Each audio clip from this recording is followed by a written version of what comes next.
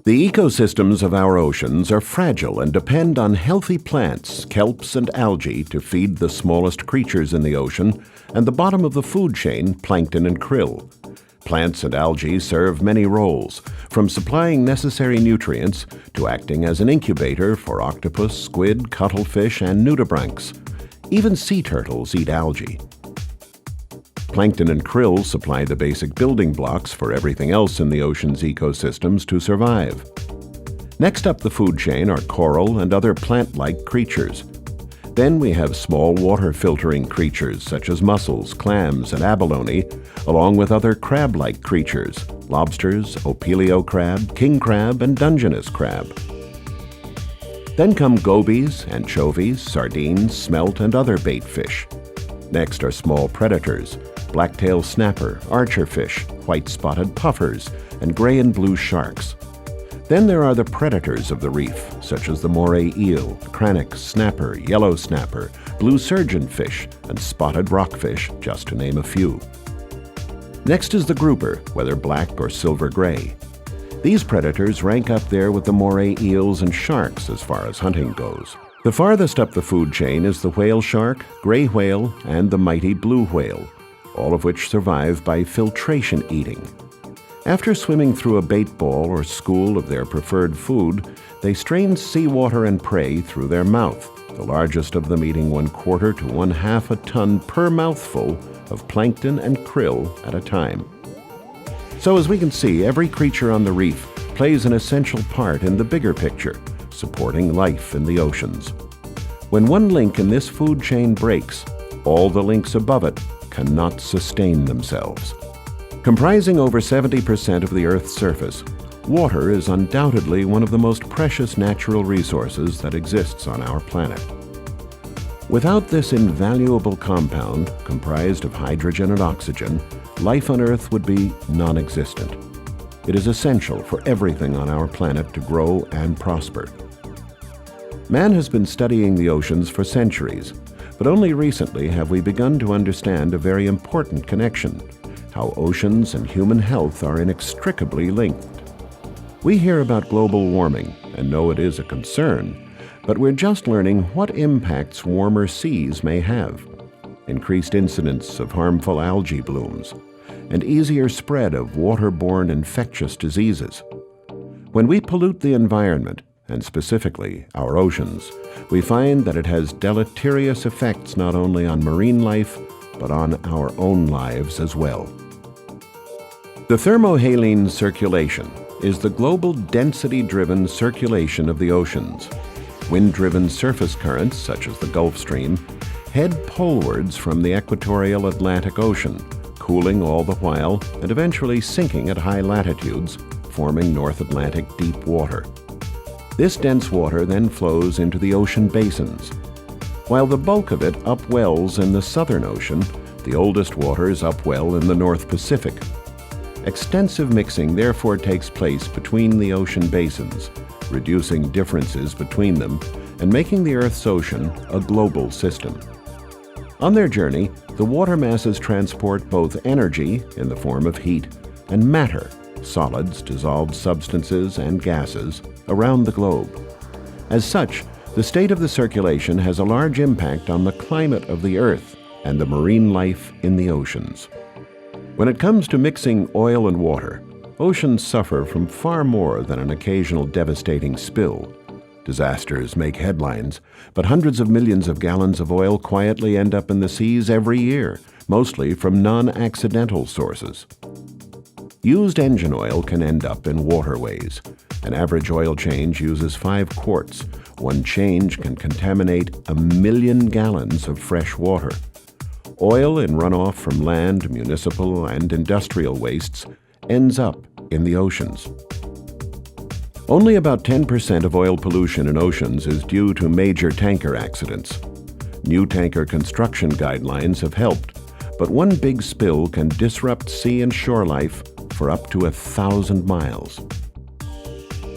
Every year, oily road runoff from a city of 5 million could contain as much oil as one large tanker spill.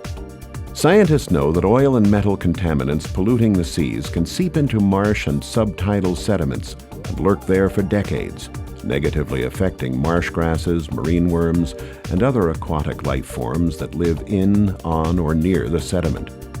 Dredging stimulates the release of the toxins into surrounding waters, where they may enter the food chain. Not only do oil spills look bad and destroy our beaches and sea life, but also for local fishermen, it is devastating because it wipes out their livelihood. It becomes impossible for them to reach clean waters for fishing to provide for their families and sell at markets. Oil-covered fur or feathers can't insulate marine mammals and diving birds from cold water, and when an animal cleans itself, it also swallows oil. Oil gets into their eyes so that they can't see. They are unable to feed themselves, cannot swim or fly. The same amount of oil can do more damage in some areas than others. Coral reefs and mangroves are more sensitive to oil than sandy beaches or seagrass beds. Intertidal zones are the most sensitive. Crude oil, more damaging than fuel oil, is extremely hard on the ecosystem and causes the worst problems. Thermal pollution is another source of industrial pollution. Cooling water from power plants and industrial sites kills off corals and other temperature-sensitive sedentary species, often displacing other marine life. Mercury finds its way into water primarily through air pollution and other industrial processes.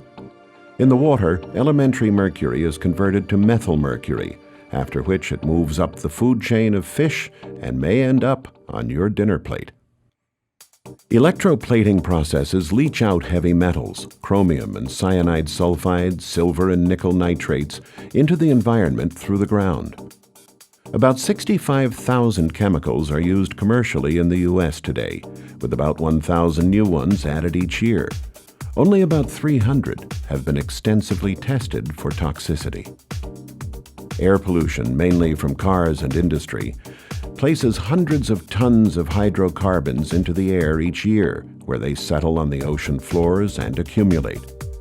Particles settle, and rain washes hydrocarbons from the air into the oceans. Raw sewage, garbage, and oil spills have begun to overwhelm the diluting capabilities of the oceans, and most coastal waters are now polluted. Beaches around the world are closed regularly because of high amounts of bacteria from sewage disposal, and marine wildlife is beginning to suffer. Pollution affects the algae blooms in coastal waters.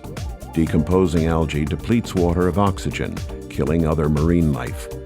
It can spur algae blooms, red tides, releasing toxins that can kill fish and poison people.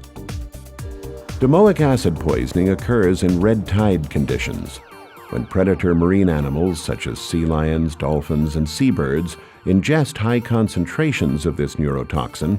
It can cause disorientation, tremors, seizures, and even death. Agriculture, including commercial livestock and poultry farming, is the source of many organic and inorganic pollutants in surface waters and groundwater. These contaminants include both sediment from erosion and compounds of phosphorus and nitrogen phosphates that partly originate in animal wastes and commercial fertilizers, often harboring pathogenic organisms. In terms of general human health effects, pesticides can affect and damage the nervous system, cause liver damage, damage DNA, cause a variety of cancers, cause reproductive and endocrine damage, and have other acutely toxic or chronic effects. Pesticides are carried in rainwater runoff from farm fields, suburban lawns, or roadside embankments into the nearest creeks and streams, migrating via water into the food chain, ultimately being consumed by humans or animals in food.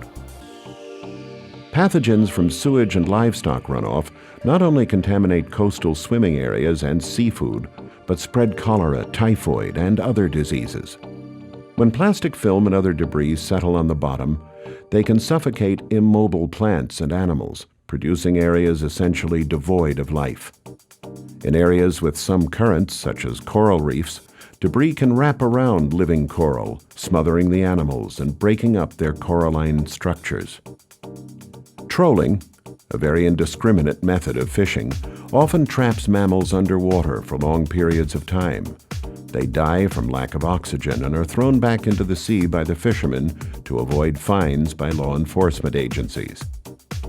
Irresponsible fishing practices, such as discarding used or broken nets overboard, often trap and kill helpless sea life. Trash can kill. When odds and ends of life on land, particularly plastics, end up in the sea, they can harm marine life when they are mistaken for food or entangle animals. The victims are helpless to expel or dislodge the deadly plastics and die. The typical floatable debris from combined sewer overflows includes street litter, sewage, including condoms, tampons, and applicators, and medical items such as syringes, resin pellets, and other material that might have washed into the storm drains or from land runoff. These materials or objects can make it unsafe to walk on the beaches, and pathogens or algae's blooms can make it unsafe to swim. Swimming in or ingesting such waters can result in human health problems such as sore throat, gastroenteritis, meningitis, or even encephalitis. It can also contaminate shellfish beds and make it unsafe to eat the fish caught from the waters. Waves pound the debris onto the breakwater walls, reducing the plastic and styrofoam into microparticles, which are then ingested by innocent sea life that mistake it for food. Unable to digest or expel these foreign materials, they often starve to death. The plastic containers we use every day, that is, water, soda, milk bottles, plastic bags, food containers, oil containers, etc., had their beginnings as nurdles, these tiny round plastic pellets.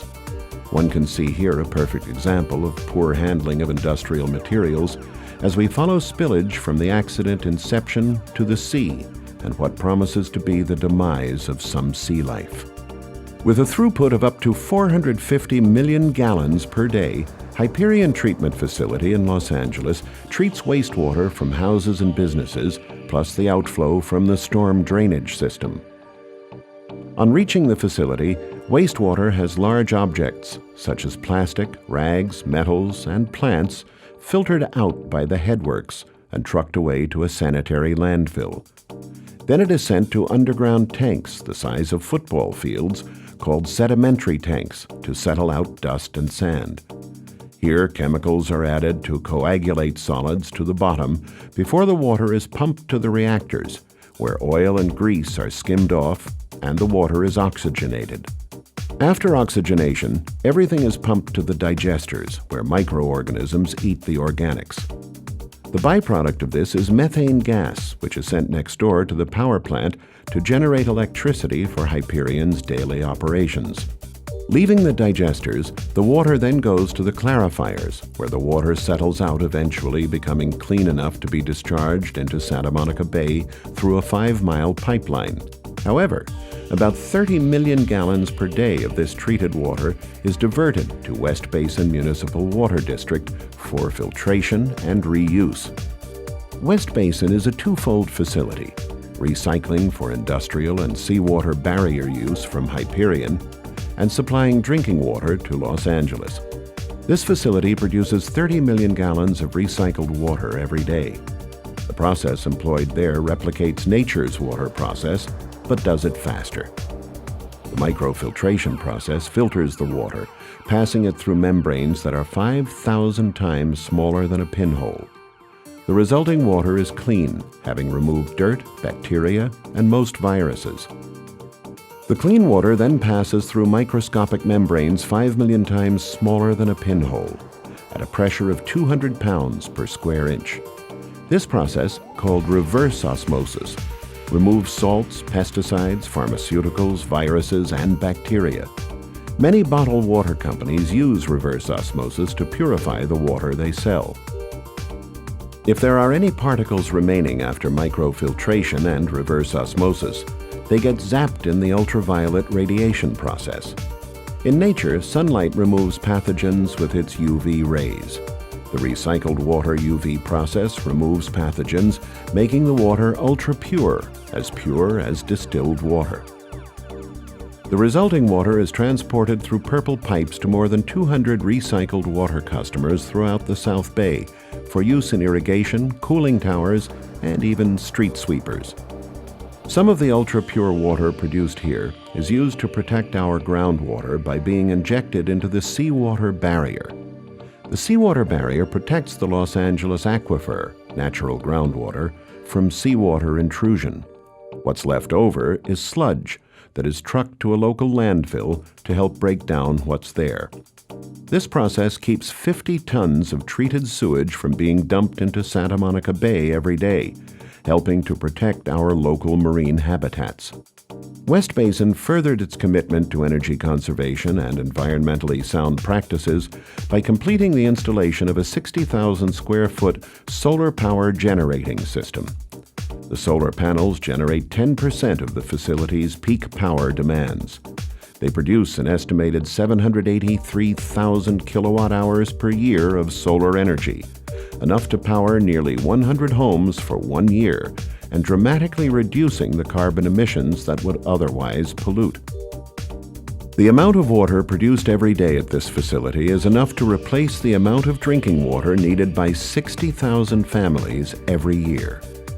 From 1990 to 2005, West Basin's service area grew by 100,000 people, while the water usage remained the same due to West Basin's proactive water recycling and conservation programs. Recycled water produced at this facility uses 1/6 the energy needed to import water from the State Water Project. The water pollution problem is global. Newly industrialized countries facing rapid growth of urban population, along with the industrial growth, has outpaced the ability of governments to expand sewage and water infrastructure. Estimates suggest that nearly 1.5 billion people lack safe drinking water, and that at least 5 million deaths per year can be attributed to waterborne diseases. Developed countries are not immune to the problem of infectious waterborne diseases. Every year, 7 million Americans are sickened by contaminated water. Governmental agencies around the world have passed laws to combat water pollution, but governments alone cannot fix the problem. It is up to each individual to be informed, responsible, and involved. We must understand our local water resources and how to dispose of harmful wastes. We must act responsibly where fertilizers might run off into surface water. Preserve existing trees and planting foliage to help prevent soil erosion and promote water infiltration into the soil. Gutters and storm drains must be kept free of automotive oil, litter, and yard debris. The developed world must participate with the developing world to ensure that new industrialized economies do not add to the world's environmental problems. Politicians need to focus on sustainable development rather than economic expansion. Global environmental collapse is not inevitable. However, conservation strategies have to become more widely accepted, and people must understand that energy use can be dramatically diminished without sacrificing comfort. Awareness and education will continue to be the two most important ways to prevent water pollution. And, given the technology that currently exists, the years of global environmental mistreatment can be reversed. Over time, and with vigilance and respect for the planet, we can clean up the pollution in our waters.